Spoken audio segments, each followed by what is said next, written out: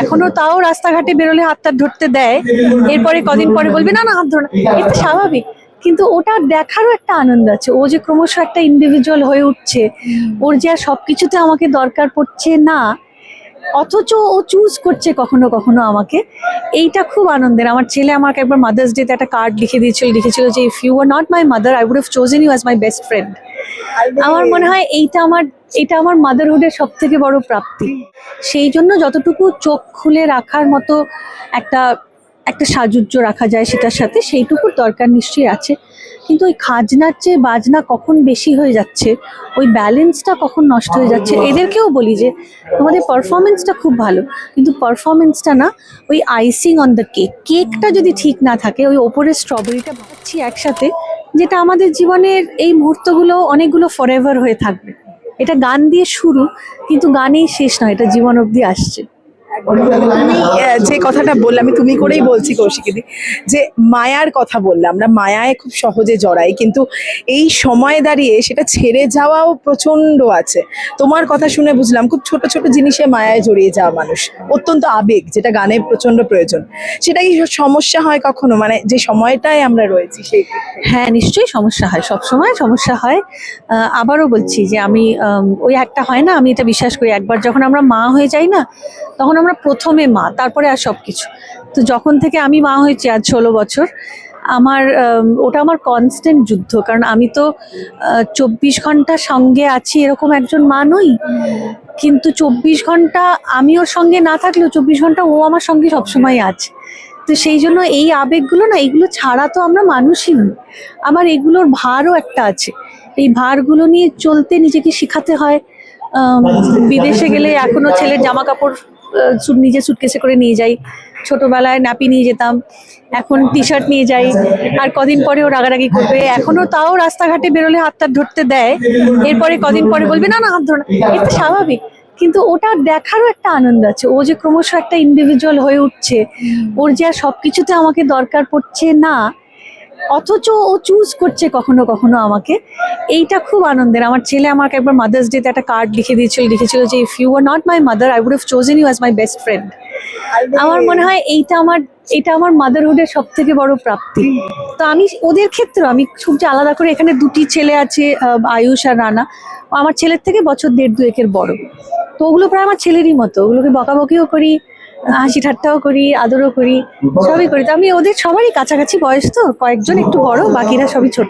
তো ওদের ক্ষেত্রেও সেটাই মনে হয় যে ওরা বড় হবে, ওদের একদিন গান সবাই শুনবে, ওরা নিজেদের গান গাইবে। এখানে তো ওরা অন্যের গাওয়া গান গায়, একদিন ওদের নিজেদের গান হবে, একদিন ওই গানটার আইডেন্টিটিটা ওদের আইডেন্টিটি হবে, মানে শেয়ার্ড আইডেন্টিটি না, ইন্ডিভিজুয়াল আইডেন্টিটি।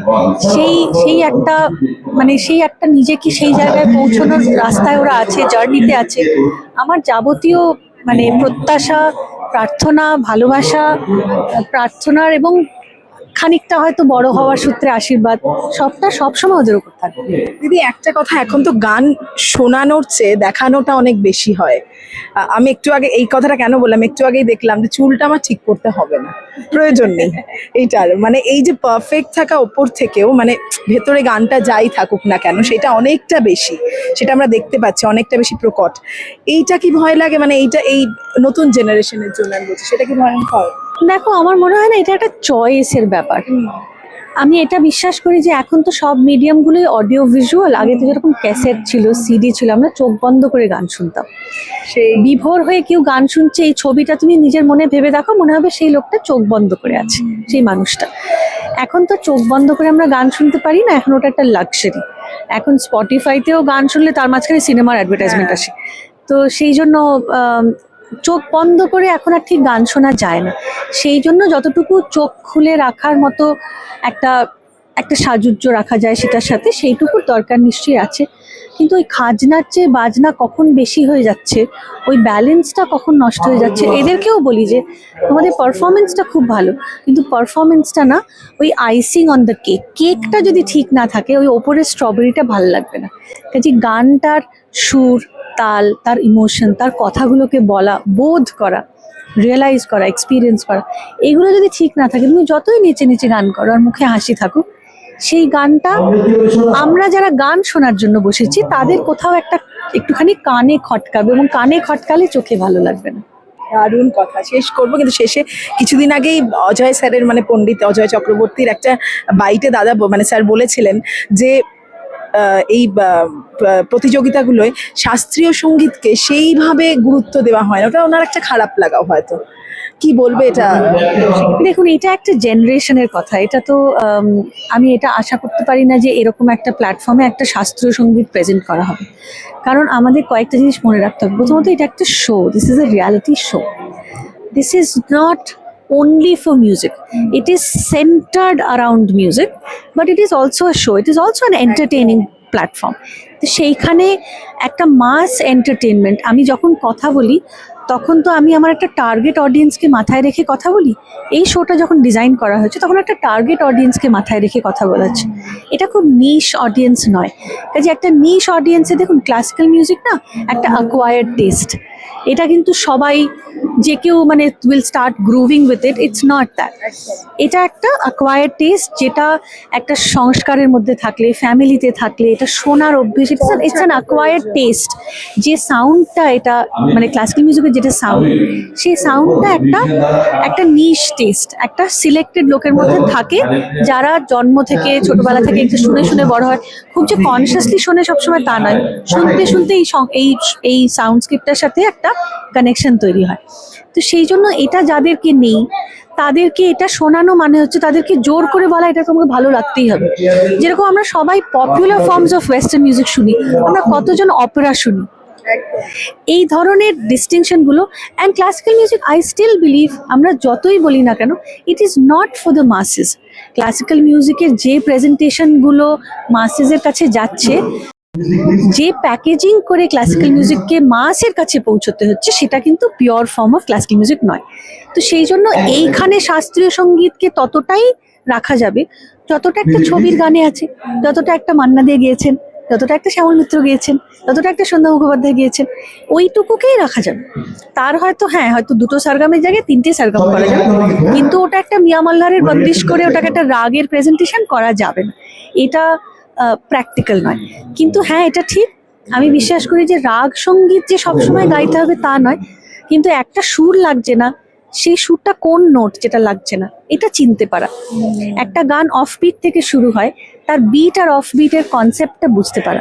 একটা গানের ছন্দটা বুঝতে পারছি না, সেই ছন্দটা 3-3 ছন্দ না 4-4 ছন্দ না 5-5 ছন্দ, এটা আইডেন্টিফাই করা, এই শিক্ষাটার দরকার আছে। এইটুকু আমার এখানে বসার ওইটুকুই প্রয়োজনীয়তা, কারণ আমি তো ছবির গান আমার মেন কাজ নয়, আমার মেন এরিয়া অফ ওয়ার্ক নয়।